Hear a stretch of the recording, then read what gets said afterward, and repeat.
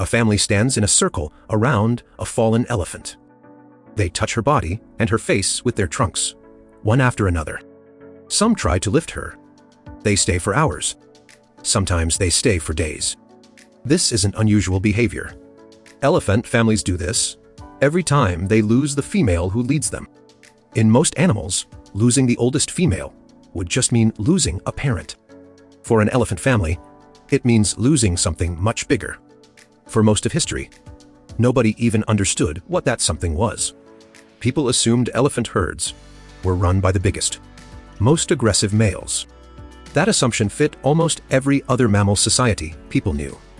It was also completely wrong. In 1972, a researcher named Cynthia Moss started tracking elephants one by one in Kenya. She kept at it for decades, and what she found overturned the leadership theory almost everyone had assumed. Female elephants stay together for life in one tight family group. The group is led only by the oldest, most experienced female, the matriarch.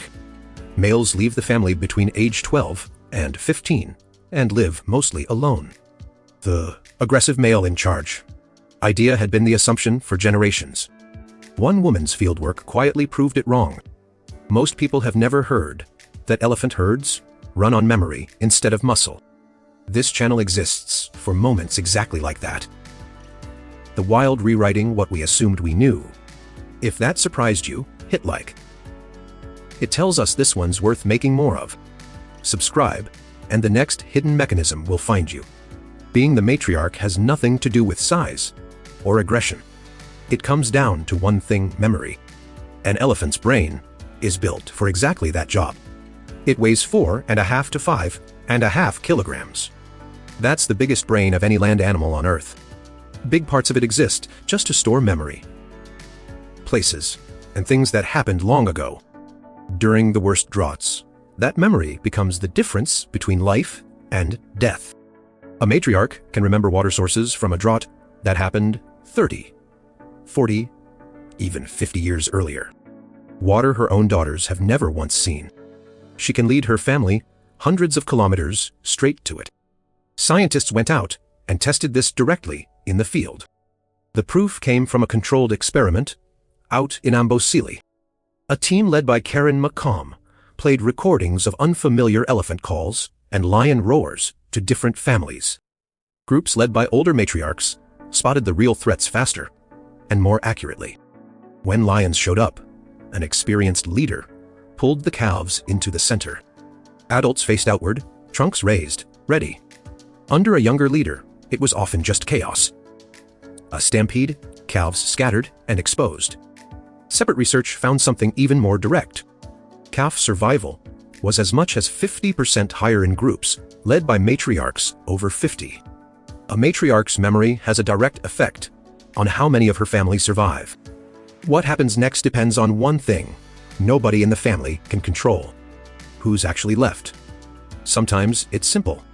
If the matriarch dies of old age and an older daughter is already mature, that daughter steps in. She already knows the social network, and the transition is smooth. Sometimes there are several daughters, all around the same age. Then the family reorganizes into smaller, related groups that stay loosely in touch. But sometimes it's much worse. Sometimes she's killed suddenly, especially through poaching. Poaching means illegal hunting, and it can take a matriarch instantly with no warning. If only young females are left after that, nobody experienced is in charge. The family gets disoriented. It takes wrong turns. Its stress hormones spike. Suddenly, they're easier for predators to catch too. So really, nature runs 3 different succession plans here. And which one you get is mostly luck. Some of these young orphaned males grew up to become dangerous themselves. Scientists tested dung samples from elephant families that had lost a matriarch to poaching. Years later, their stress hormones were still chronically high. It weakened their immune systems and lowered how many calves they had. Young elephants orphaned by poaching showed something else entirely. Behavior that looked strikingly similar to trauma symptoms in humans. They overreacted to harmless things. They struggled to tell a friendly elephant call from a hostile one. And they became unusually aggressive toward other animals. In South Africa's Pilanesberg National Park in the 1990s, young males grew up with no older role models. They killed more than 40 white rhinos. It stopped only when older bull elephants were brought in. Experienced elders weren't optional.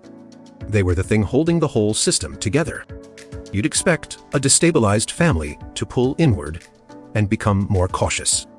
Researchers Vicky Fislock and Lori Marino found the opposite. Young, inexperienced matriarchs become more social. They reach out to far more unfamiliar families than older leaders ever bother with.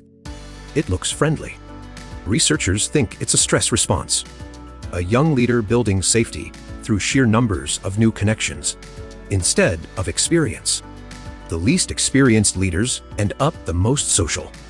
A strange kind of irony. That extra socializing raises the risk of disease and of competing for scarce resources. So why would evolution build something this fragile in the first place? Scientists call it the grandmother hypothesis.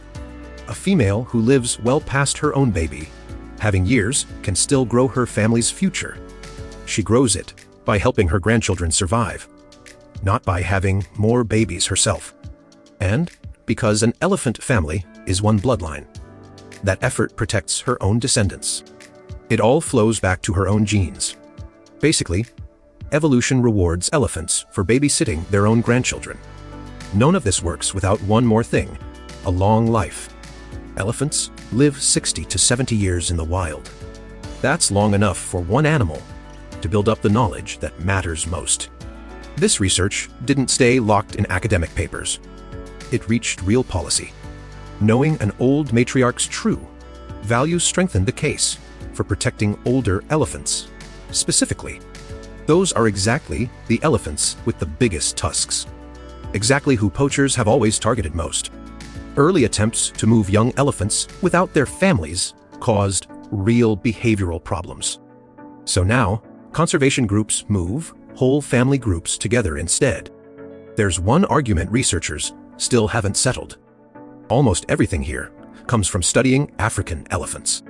Some scientists who study Asian elephants think their groups work differently, looser, splitting up and coming back together, instead of always following one lead female, maybe because they don't face the same brutal droughts.